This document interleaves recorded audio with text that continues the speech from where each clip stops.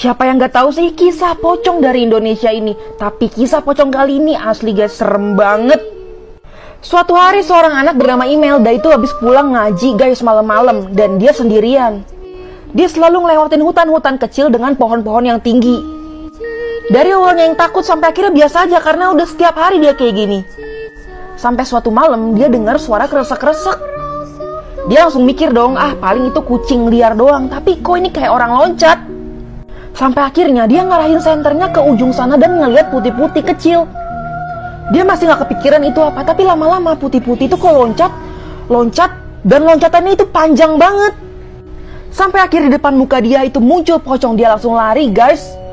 Sampainya di rumah ibunya bilang, kamu ketemu pocong, kamu peluk gak pocongnya? Dia tuh dari yang ketakutan sampai akhirnya bingung. Ibunya bilang, kamu cepetan cari pocongnya dan peluk. Lanjut part 2. Di situ ibunya Imelda bilang, kamu kalau ketemu pocong, kamu harus peluk pocongnya. Di sini ibunya ngejelasin, dalam pemakaman muslim biasanya orang itu dibungkus dengan kain putih dan diikat di 3 sisi. Kepala, leher, dan bagian kaki. Dan setelah 40 hari dimakamkan, arwahnya akan pergi dari bumi. Tapi kalau tali pocongnya lupa dilepaskan, dia akan nyari orang untuk ngebuka talinya. Dan banyak yang percaya kalau kalian berusaha membantu dia membukakan talinya, rezeki yang berlimpah akan datang. Sampai akhirnya tiba-tiba pintunya diketok guys. Di sini ibunya bilang, cepet peluk pocongnya. Dalam keadaan nangis dan ketakutan akhirnya Imelda mau gak mau peluk. Dan bener aja, gak lama dari situ ibunya keteban rezeki. Dan gak lama dari situ ibunya meninggal karena sebuah kecelakaan.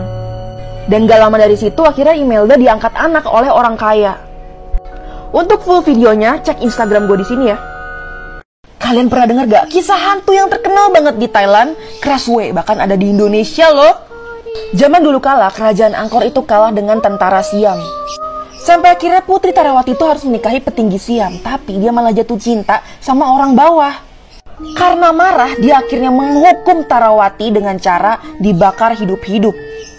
Setelah tahu kabar itu, dia langsung mendatangi dukun, dan dukun ini akhirnya memberikan cairan yang katanya bisa menahan dia dari bakaran. Dia langsung buru-buru minum cairan itu, dan dia udah siap banget nih untuk dibakar. Tapi cairan itu perlu waktu untuk bekerja sepenuhnya. Dia bener-bener panik karena api udah mulai menjalar dari kaki ke bagian atas tubuhnya. Sampai akhirnya ada satu bagian tubuh yang gak kebakar. Lanjut part 2. Karena panik akan dibakar hidup-hidup, akhirnya dia langsung minum cairan itu, dan akhirnya dia sadar. Obatnya belum bekerja secara full, dan akhirnya bagian kakinya semua kebakar kecuali kepalanya, dan dia berubah menjadi Krasue. Dia dikutuk menjadi makhluk yang kelaparan terus, dan dia suka banget sama daging manusia. Kadang dia makan peliharaan warga juga kayak ayam, sapi. Tapi makanan favorit dia adalah janin bayi. Dia akan keliling setiap malam mencari ibu-ibu yang lagi hamil untuk memakan janinnya karena itu makanan favoritnya. Untuk menghindari Krasue masuk ke rumah, biasanya warga itu memasang batang-batang berduri, bambu-bambu tajam kayak gini supaya dia takut masuk ke rumah karena takut nyangkut. Full videonya cek IG gue yang ini ya. Pernah denger gak hantu yang ngeri banget asal Jepang yang kalau dia muncul selalu ngeluarin suara teke, teke. Jadi anak ini dan temennya itu Makoto lagi naik kereta malam-malam karena pulang larut malam gitu dari sekolah. Dan kebetulan emang mereka ketinggalan kereta dan tiba-tiba suasananya itu dingin karena tiba-tiba kosong. Makoto ini bilang katanya dulu di sini itu pernah ada arwah anak cewek yang kelindes kereta. Dan arwahnya itu jadi dendam banget, tapi dia langsung motong kata-katanya si Makoto ini. Jadi Makoto itu belum sempat cerita full, tiba-tiba ada suara teke, teke. Di ujung lorong tiba-tiba ada kayak celurit panjang gitu yang muncul. Dan tiba-tiba muncul sosok yang bikin mereka kaget banget karena itu adalah sosok cewek yang badannya hampir kebelah dua guys. Di situ mereka shock banget dan mereka langsung lari. Tapi pas diajak lari, tiba-tiba si Makoto itu pas ditarik tangannya udah dingin dan mukanya itu pucet. Lanjut part 2. Mereka kaget banget karena nggak dengar suara cewek itu ngeluarin suara teke, teke. Dia langsung panik dan narik temennya si Makoto ini untuk ke atas. Tapi tiba-tiba Makoto itu cuman bengong, matanya terbelalak, terus dia badannya kebelah dua guys. Asli dia kaget banget. Di situ badan Makoto jatuh dan matanya itu melek ngeliatin dia. Dan pas dia lagi panik-paniknya, tiba-tiba di kuping dia itu kedengeran suara teke, teke. Bahkan dia nunjukin sosoknya di depan mukanya. Di situ dia bilang, akulah teke-teke. Dia adalah arwah seorang anak wanita yang jatuh ke rel kereta dan bahkan gak ada yang nolongin sama sekali sampai badannya terbelah dua. Dan sekarang dia bisanya berjalan menggunakan tangannya dan mengeluarkan suara teke-teke.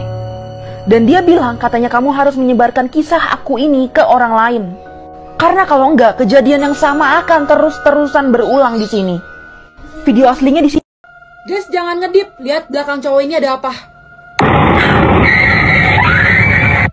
Jadi ini video sempat viral banget di Jepang karena ada kejadian aneh. Nih barang-barang di dapurnya tuh pada terbang kayak gini guys.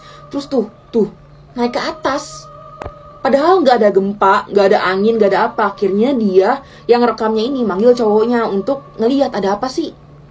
Dan di sini cowoknya dengan tenangnya langsung kayak ngambilin barang, terus kayak bilang ceweknya tuh hati-hati kayak gitu. Dan dia juga ngecekin, ternyata emang bener aneh, ini barang-barang terbang semua.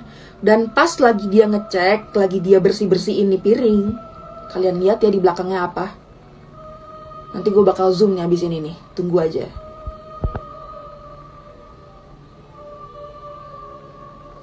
Tuh, ada kepala nongol guys. Katanya ini salah satu jenis hantu Jepang gitu. Serem banget gak sih? Tuh lihat.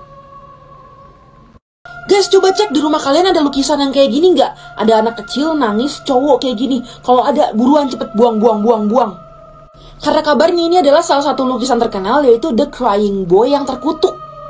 Dan ini terjual banyak banget kopinya guys, sekitar 10.000 kopi. Dan jenisnya macam-macam gambarnya. Tapi tetap sama, isinya kayak anak cowok nangis. Karena kabarnya di tahun 1985 lalu itu ada sebuah kebakaran rumah yang gede banget, menghabiskan seluruh isi yang ada di dalamnya, tapi kecuali lukisan yang di dalamnya, dan itu adalah lukisan The Crying Boy ini.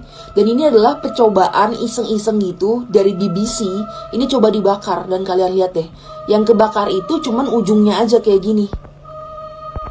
Dan akhirnya lama-lama nih api padam sendiri, nggak bakal ngenain si The Crying Boy-nya ini, cuman ujungnya doang. Tapi nggak sedikit juga orang yang skeptis dan bilang kalau misalkan emang lukisannya ini dibuat dari bahan yang anti kebakar.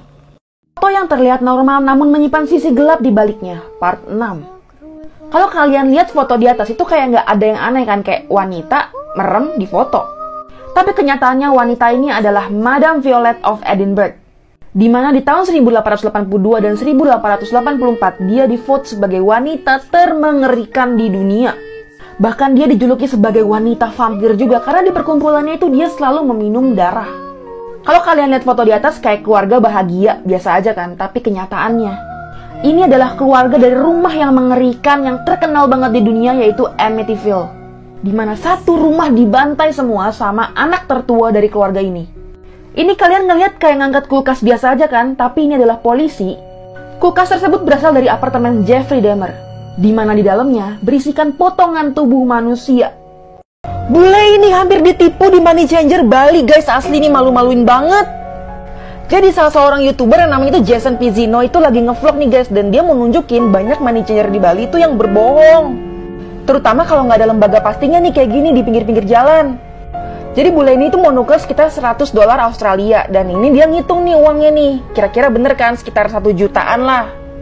Si mas ini tuh udah liatin dari awalnya ada kamera di sini nih, dan dia itu pengen usaha untuk jauhin kameranya.